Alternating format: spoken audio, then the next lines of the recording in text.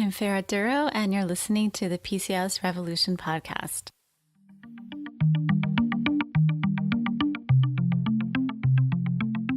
Well, hello, everyone, and welcome back to the PCOS Revolution podcast. I hope that everyone's enjoying your holidays and you're not getting too stressed out. Today, I just thought that I want to share a story with you that I find very inspirational. And it actually comes from our licensed massage therapist that we have at Florida Complete Wellness. Her name is Joesee Jacobs, and she actually overcame a lot of the symptoms and difficulties with PCOS through Chinese medicine and altering her diet. So I'd like to welcome Joesee to the show. Thank you for being here. Absolutely. Thank you for having me. So Joesee, if you could just tell us a little bit about yourself and how you discovered that you had PCOS. Yeah, so I was about 15 and going to high school, and my periods were just very, very irregular. I went through a period where I did not have any menses or anything like that for about 6 months. So I knew that something was off and something was wrong because I would still get, like PMS symptoms and stuff like that, but I would never, bleed. So I convinced my mom to take me to the doctor, and they did an ultrasound and blood work and everything, and it came back that I had PCOS. So their first course of action was to put me on the birth control pill. And they said that that would help and it would eliminate the symptoms and I would actually have a period. And when I did have that period, it would be probably a lot worse in terms of pain just because I hadn't had one for 6 months. So that buildup would just cause a lot more pain. So I took the pill for probably, I want to say like 6 months. And the first 2 cycles that I had with it were completely horrible. I actually had to like leave school because of, clotting, and just the pain was awful. So after a while, my hormones were all over the place, and I would go from, just laughing and having a good time to hysterically crying in a split second. I believe M&M commercials used to make me cry. Oh, no. And we actually, as a family, developed a code word possum for every time that I thought that I was going to cry. And I was just so on edge that anything anybody could say or, look at me the wrong way, and I would just break down. So I went back to the doctor and I told him that, the pill was just making, while I had my period, I just, the other symptoms that came with that were just not something that I could sustain, and I couldn't bear to be an emotional wreck all the time. So they went with an IUD, and, the hormone issue kind of subsided a little bit. My periods were not great, but at least they were regular. And, they ask you when you get those to check them. Often you have to, do a self-check to make sure that it's in the right position and everything. But one day, like, I could not find it, and it was nowhere to be found and lost. So we went back to the doctor. They did an ultrasound, and the IUD had actually dislodged itself and, gone all the way up into my uterus. And from there, they had to put me on, Pitocin and make me dilate and actually extract the IUD. Well, when they were doing that, it was extremely painful for one, but for two, they found like a grapefruit-sized cyst on my left ovary. With that being said, they said, well, you can either do surgery to have it popped and, that would get rid of it. However, since I do have PCOS, it was probably, if I were to stay on birth control, it would probably come back and grow and be about the same size. Or they told me that I could do nothing. But in that doing nothing, they told me that I couldn't run. I couldn't do anything that would jar my body because the cyst was so heavy that it could have twisted my ovary and then I would have lost it. So out of frustration between me and my mom, we decided to do nothing and actually look into acupuncture and Chinese medicine. I went to the acupuncturist once a week for about 5 weeks, I'd say. We did Chinese herbs, and she actually gave me herbs that would actually rupture that huge cyst that I have. which was extremely painful. But between the acupuncture, the herbs, and I also changed my diet, she recommended that I eat paleo, which when I was in high school, I was 250 pounds. So I was completely overweight, which is definitely a sign of PCOS. And a lot of it was hormonal weight. And with my diet change and with me doing acupuncture, I actually, in a year, lost half of my body weight. So, That's incredible. Oh my goodness. yeah. And to see you now, you're such a little thing. I mean, I can't imagine. I definitely still have my struggles, especially with diet, because, I do live with my parents. If I was living on my own, I think it would be a little bit easier, but they don't want to eat some of the stuff that I eat. So that is where I find it a little bit challenging. And I definitely notice now if my diet isn't where it's supposed to be, that everything comes back from, the hormonal hair growth and, from extreme rises in my testosterone. I get, my little mustache. I definitely gain weight in, my stomach and my hips and everywhere that really weight falls with somebody who has PCOS. So it was definitely life changing to receive acupuncture and, do that treatment because I was told that, if I didn't do anything about it, that I would never have kids. So, and that's something that's extremely important to me. So to actually have the clean ovaries and, be taking care of myself, it's not just for me, but it's, for my future family and everything else. So, And you're 21 right now? yes, Yes, yes, 21. 21. And so when you started Chinese herbs, how long did it take for the cyst to actually rupture? Or did it physically rupture and you felt like, oh my God, what is this? It's so painful. Or did you just go back and they're like, no, it's gone? So I actually did feel it rupture. My parents were in California on a trip and I was supposed to go to school and I woke up at like 3 o'clock in the morning in excruciating pain. And that was only about a week after I started taking the herbs that she prescribed me. So I did physically feel it. I ended up going to the emergency room because I felt like something was completely and totally wrong, which, my acupuncturist encouraged me to just go look just to make sure everything was okay and my body was reacting to the herbs the right way. And they did an ultrasound and it showed that the cyst had actually ruptured. So, yeah, but I would much rather take that 12-hour period of excruciating pain than lose my ovary. So, you Definitely. know, Definitely. And there are so many, for those of you not familiar with Chinese herbal medicine, there are specific herbs that actually are for ovarian cysts that are very effective. And, some of them are iodine based and some of them are basically from kelp. And then others are plants and minerals. So the herbs that I don't know her specific formula she used because I was not the acupuncturist treating her, but her acupuncturist and herbalist used, I'm pretty sure, in the family of we call phlegm clearing or dampness clearing herbs, and some for blood stasis or blood moving. So those herbs can actually be anti-inflammatory and also good for pain relief. In addition, that's how we do our formulas, not just one herb, but it's a family of herbs. So in one formula, we could have about 20 to 25 different herbs, and they're all working together to help with the pattern that you're being treated for. So, I mean, along with that, when you did have the cyst rupture, did you then have a normal cycle, or like going back to that moment, what did your body go through? after that, my periods were actually extremely regular, extremely on time. With her whole treatment, I also did, you know, basic cycle charting and, my basal body temperature every single morning so that I knew when I ovulated, I knew that, when my period was coming and I knew if, something was off because I could compare, all of that. But from that moment, I did have a regular cycle and I actually stopped going to the OBGYN that I was going to that diagnosed me.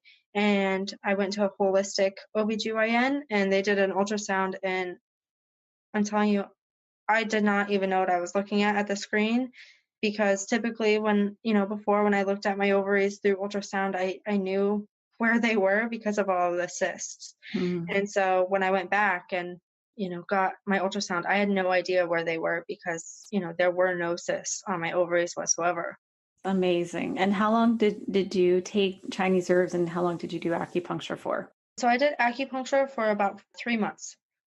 Mhm. And I did the herbs for the full 3 months. I should have continued to do that. However, when I was doing that, it was extremely expensive.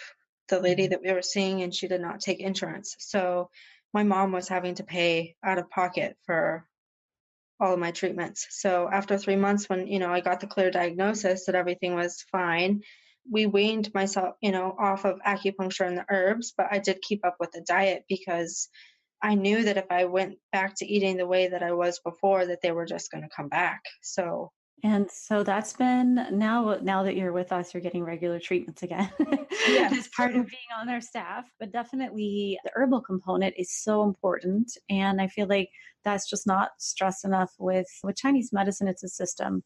It's not just herbs and it's not just acupuncture. A lot of times with PCOS, we're treating, in all aspects, diet, herbs, and acupuncture. And sometimes we use mind abdominal therapy, or you can call it tuina. There's many different ways to help with congestion. And not every woman with PCOS is going to have visible cysts, but definitely in your case, you knew that you had lots of little fluid filled cysts and that one of them just decided to get out of control and take over Yeah, your ovary, actually. exactly. I'm really glad that you're able to save your ovary and to get rid of your cysts in that way. And I'm sorry you had to go through that 12 hours of pain. But I think that definitely we've seen patients who've had their ovaries removed or one ovary removed at a very young age sometimes. And, it's a difficult piece of the puzzle to really determine the best treatment. But you went with your instinct and, it definitely worked out. So you've been having regular cycles since, or how did your cycle get off track when you stopped the treatment?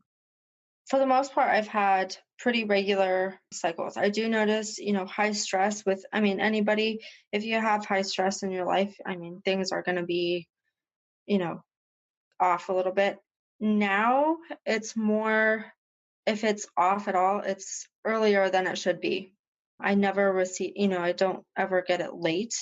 It's always, if it shows up out of whack, it's always showing up early. So, but as far as pain goes, I can tell you that my periods are far less painful. And that also is a total reflection of my diet. So if I have a cheat and I eat something that has dairy in it or sugar or anything like that, I can definitely, that impacts my cycle extremely hard. So, Well, can you tell us? I know that we are not, we know there's so much more to weight loss than diet because a lot of it is mindset as well. But you managed to lose over 100 pounds. So can you please tell us what your diet consists of now and how do you keep that off? so now I focus on high protein for sure. And I try to eat very clean vegetables. Since I actually started working at Florida Complete Wellness, you informed me that, red meat is probably not the best choice. Mhm. So I, stick to, white lean meats as much as possible. Sometimes it's harder than others because, you do go through that period of like, oh, I really want a steak after you've eaten steak growing up and then you Mhm. have to stop. So it can be a little challenging, but not only diet, but, exercise too, making sure that I have, plenty of cardio and, weights in there too. Diet, I will tell you, is a huge factor though. Even when I was 15 and eating paleo, exercise wise, I didn't do a whole lot of exercise. We lived in the mountains. So, my exercise would include, going on, a 30-minute walk. And that was enough for my body to just shed all of that off. So, And you've posted some of your pictures in we have a 30-day challenge coming up starting January 5th. And you posted some of your pictures, and you're so nice to share your story in the group already, even though we haven't started yet. We're all kind of getting to know each other. And it was pretty amazing the transformation that you had. And I'm really excited that you're going to be part of this group. And if you, for anybody listening who's thinking about having a little bit of or needing some support, we have a free jumpstart that we're doing, a 30-day jumpstart program coming up. It's online, so you can do it from anywhere in the world. Josie's actually going to be part of that group. Liliana also, who's part of our staff, who also has PCOS, she is also going to be in the group. And we are really excited about it. It's the first time we've ever done anything like this. And you can actually go to freepcoscourse.com to sign up. And you will get an email immediately from us with an invitation into our Facebook group. So I'm really excited that this is going to be happening. Can you tell us a little bit about what recommendations you would give for anyone who is trying to lose weight with PCOS? My biggest piece of advice is to be like, start small. I know that when you look at all of these things in terms of diet, all these things that, don't really agree with PCOS and things that, don't work well with your body, it can be really, really daunting. And when it's daunting, it can be really easy to give up and, say it's not worth it. However, I will be honest with you, for me, there was, a detoxing period, getting everything out of my system that, was not good for it. And I would have horrible, sugar cravings and everything else. But it's really on the education level of, if you're having a craving for this, what source of protein can you eat to counteract that craving? Or what else can you eat that's good for you that will counteract that craving? And I think that's what I'm really excited for about this group, is because you're not going to be in this alone through this group. And, you have Dr. Duro, myself, Liliana, and so many other amazing women that, will be able to help you and make sure that you stay on top of it, but really to just take it one day at a time. And, if you can, I mean, walking is a great source of cardio. And if you start with walking, if it's something, your body is moving, you're doing something that you might not already be doing before. And the diet change alone with that little piece of cardio worked wonders for me. I'm not saying that it will for everybody, but that would be my piece of advice. And make sure you have a great support team, which if you join this group, I know you will. So And we are going to be keeping this group open throughout the year. We're going to have several different challenges, but if you are hearing this and it's, already into February or March, still join anyway, because there's a lot of good information in there. We have recipes. Of course, we're going to have planners, exercise planners and meal planners and all kinds of videos for you. And I just think our goal for this year should be to actually take back control from PCOS and really like take charge of our minds and our bodies, because so many times we get overwhelmed with all the information online and everything that, in Google and what our friends are doing and what's supposed to be, effective and that sort of thing. So we really need a plan. And I think that, this is why this is so important. So as far as habits, that's really one of my focuses this year, is getting into the habit of not giving in sometimes when we're traveling or, we're in the car stuck in traffic. Like, what can we eat? Having some preparation and planning involved so that we have healthy snacks available. The exercise routine is already set in stone. Like, it's not going anywhere. We have to do this. Even if our brain says, well, right now you could be doing all kinds of other things besides this exercise, or eating other things besides, this, source of protein that you're craving chocolate, or you're craving this and that. You could really actually try to stop those defeating self-talk thoughts. And I think that's one of the keys that we're going to focus on as well in the group. So do you have any recommendations on how to get rid of that voice in your head? for me, it was, I didn't really see a huge change in myself personally. I think that it takes longer for you to see it than it takes other people to see it. And my mom actually, after, I started, we changed my diet. My parents actually ate paleo with me for the most part, unless we went out to eat. And she actually told me, like, oh wow, you're losing a lot of weight. Like, you look, you look really, really good. So for me, it wasn't the weight problem. I always struggled with that. I wanted to be skinny, just like all of my friends and everything else. But for me, after I realized that like I had PCOS and my hormones were out of whack, as soon as I figured out that like I could control all of that with my diet, and not just fad diet that you hear, but eating clean foods and just sticking with that. I mean, honestly, for me, that shut all those voices out in my head. And there were days where I was like, man, I really want a cheeseburger. But I had to slap myself back into reality and be like, no, this is important. And for me, it was focusing on an end goal. So I know a lot of women with PCOS, they struggle to get pregnant. So if that's you know, focus on that. Like that is your end goal. And I'm telling you, if you set your eye on the prize at the end that you're trying to reach, then the voices in your head won't necessarily show through as much, because you'll be super dedicated to getting where you need to be. So That is so inspirational. And I'm just so happy for you that I know this is a lifelong journey. It's not, I know that there's no quick fixes with PCOS, guys. no. And, so you put in the work and you're getting the results. And it's just amazing. So if you guys would like to hop on over and meet Joesee, meet myself and Liliana and the group, don't hesitate. You can go to freepcoscourse.com. We will be there, and I'll be doing Facebook Lives every Tuesday and answering questions. And I can't wait to, hear some of your stories also that you're going to have. We are really excited about transformation. And I know 30 days doesn't sound like a whole lot of time, but it is enough time to start changing your mental outlook and getting your habits actually in place to contribute to success with PCOS. So thank you so much, Joesee, for sharing your story. Is there Absolutely. any parting guidance you'd like to give?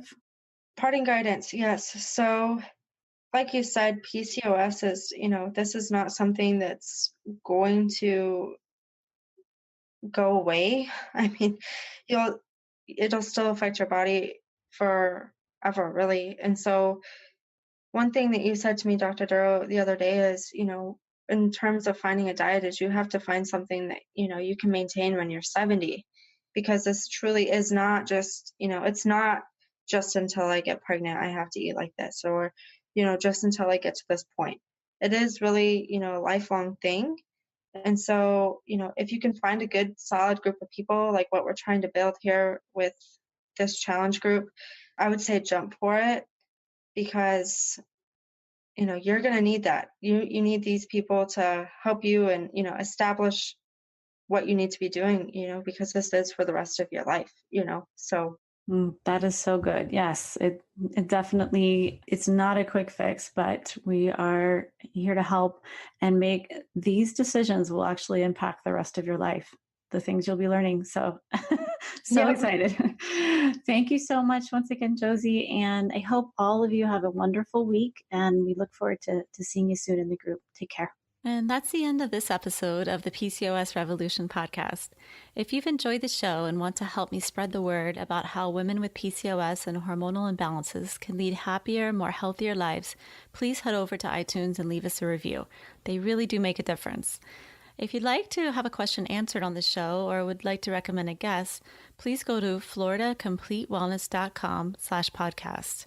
If you're on social media, you can follow me at facebook.com/Florida Complete Wellness and twitter.com/Florida Complete, where I post a lot of interesting research, webinars, and articles on our blog about really getting to the root of hormonal imbalances like PCOS.